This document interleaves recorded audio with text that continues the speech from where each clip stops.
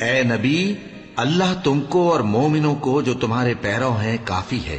اے نبی، مسلمانوں کو جہاد کی ترغیب دو۔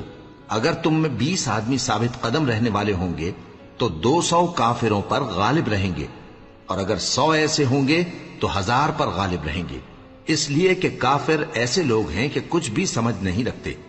اب اللہ نے تم پر سے بوجھ ہلکا کر دیا اور معلوم کر لیا کہ ابھی تم میں کسی قدر کمزوری ہے، پس اگر تم میں 100 ثابت قدم رہنے والے ہوں گے تو وہ 200 پر غالب رہیں گے، اور اگر 1000 ہوں گے تو اللہ کے حکم سے 2000 پر غالب رہیں گے، اور اللہ ثابت قدم رہنے والوں کا مددگار ہے۔